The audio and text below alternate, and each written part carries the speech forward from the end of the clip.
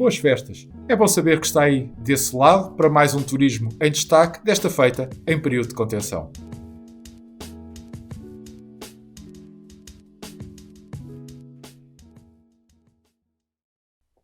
No que respeita às consequências que podem ter para o turismo as novas regras anunciadas pelo Governo e que entraram em vigor no passado dia 24 de dezembro, sexta-feira, devo começar por dizer que elas, em abstrato, parecem ser equilibradas, dado que tentam arranjar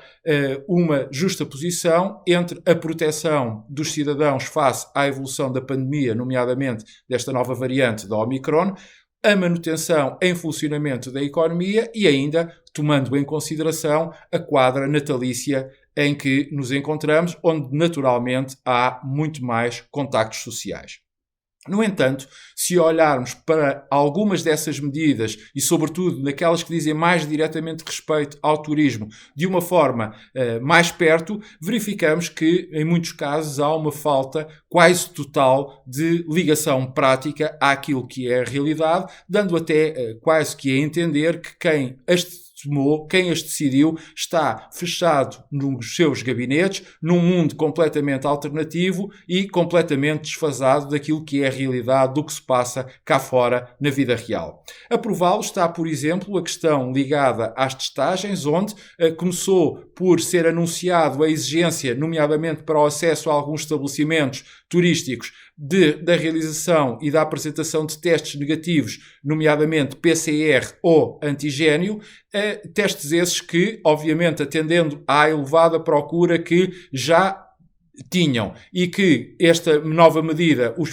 provocou com que tivessem, fez com que a oferta, isto é, aquilo que estava disponível no mercado, não conseguisse satisfazer uma procura, mais a mais porque os portugueses têm sido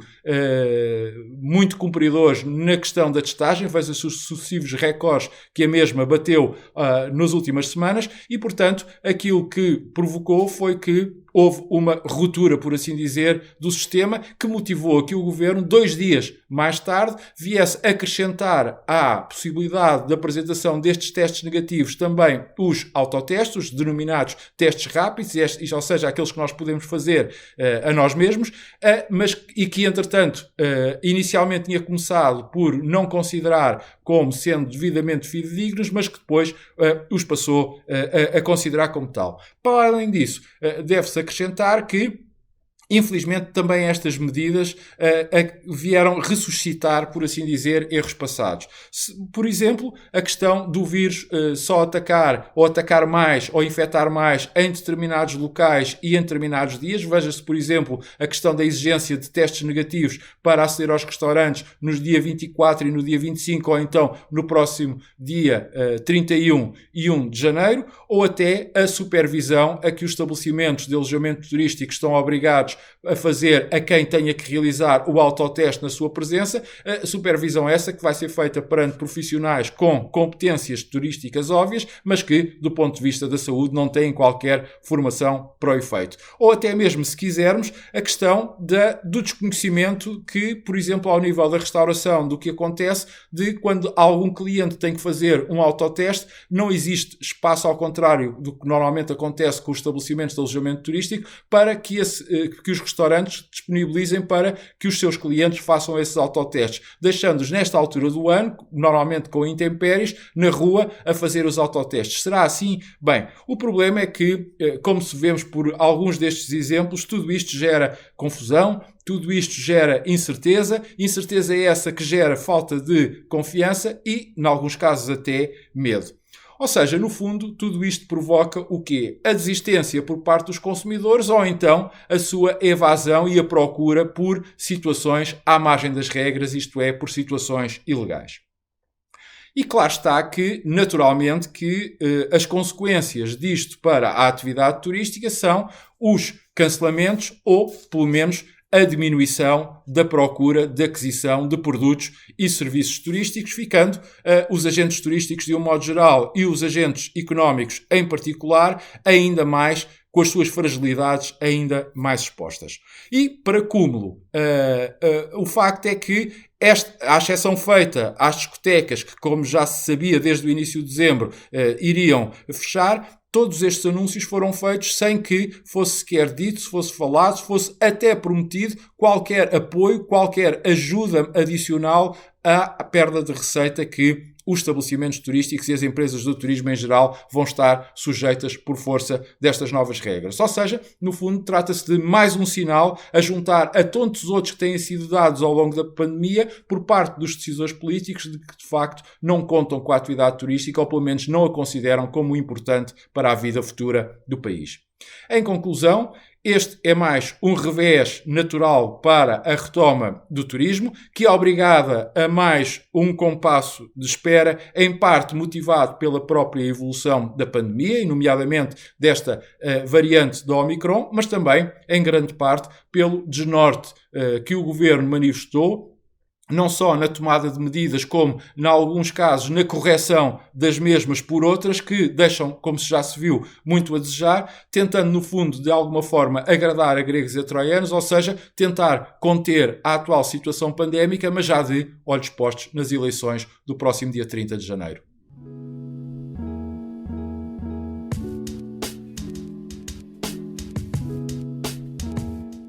Naturalmente que a aprovação deste plano de reestruturação da TAP por parte de Bruxelas são boas notícias, eu diria mesmo que é uma autêntica prenda no sapatinho de Portugal e, mais em concreto, no sapatinho do turismo português. No entanto, também é bom que se diga que esta era uma notícia já expectável, pelo menos a partir do momento em que o Governo, há cerca de duas semanas e meia, começou a dramatizar a situação, anunciando que, no caso deste plano não ser aprovado, a companhia não teria outra solução que não a de encerrar. Ora, nós sabendo e vendo como o Governo tem gerido outros dossiês semelhantes a estes, sabe que normalmente aquilo que é feito é uma dramatização, exagerando no pior dos cenários, para depois poder,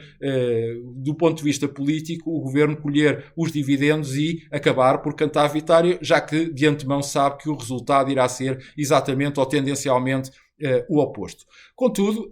há aqui um aspecto que eu gostava de focar, é que o Governo devia ter sido um pouco mais prudente a cantar a vitória do que aquilo que foi, já que esta prenda no sapatinho também se pode vir a tornar em presente envenenado. E digo isto baseado em 6 pontos e numa questão de fundo. Vamos então aos pontos. O primeiro é, desde logo, que só agora é que a procissão vai sair para o adro. Ou seja, é muito importante nós sabermos que a TAP vai ter à sua disposição os meios, nomeadamente económicos ou financeiros, para continuar a desenvolver as suas operações, mas aquilo que nós não sabemos e que este plano de reestruturação não nos diz é qual vai ser o rumo, o caminho, os objetivos que a empresa vai ter para voltar aos resultados positivos.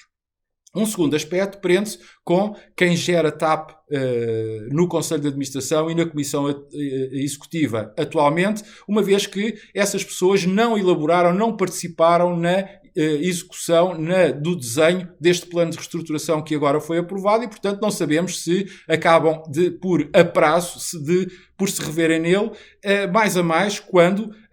até nem são propriamente detentores de grande currículo na área da aviação, ao invés daquilo que o Governo, como estamos todos recordados, tinha prometido a quando do resgate da empresa, que era pôr à frente da companhia pessoas com um currículo internacional assinalável no setor da aviação. E isto tudo leva-nos a um terceiro ponto, que é quem está de fora e olha para o que se está a passar, dá a ideia que a gestão da empresa está a ser feita mais pelo Governo, leia-se mais pelos gabinetes do Ministério das Infraestruturas e da Habitação, do que propriamente por quem deve. Mais a mais, quando se sabe que agora, com a aprovação deste plano de reestruturação, a companhia aérea, isto é, a TAP SA, passou a estar 100% nacionalizada, já que o acionista privado já só ficou com capital na SGPS.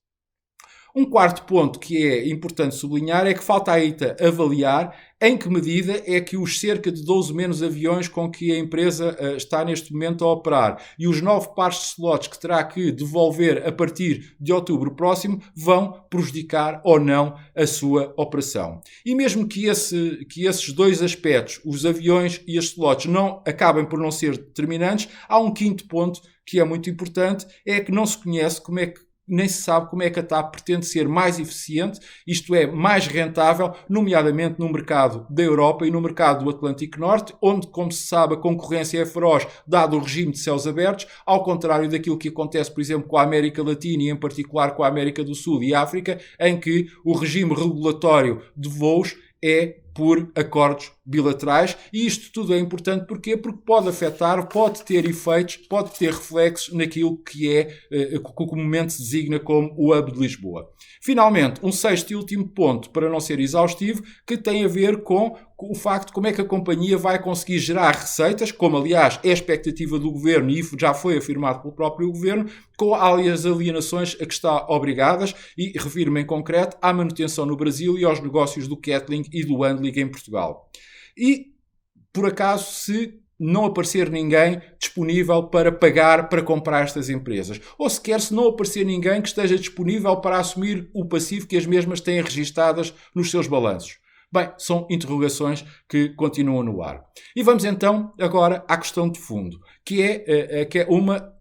aquela pela qual me bato há mais de 2 décadas. É que no meio disto tudo estamos a olhar para a TAP, que é uma árvore, mas estamos a esquecer da floresta. No fundo, Portugal não tem, nas últimas décadas, ou pelo menos nos tempos mais recentes, não tem tido nenhuma estratégia, nenhuma política para a aviação, e era urgente que essa estratégia e essa política sejam definidas, tal como seria urgente que a aviação passasse a ser considerada como parte integrante e peça fundamental da atividade turística, conforme nestes últimos 2 anos tem sido tão evidente.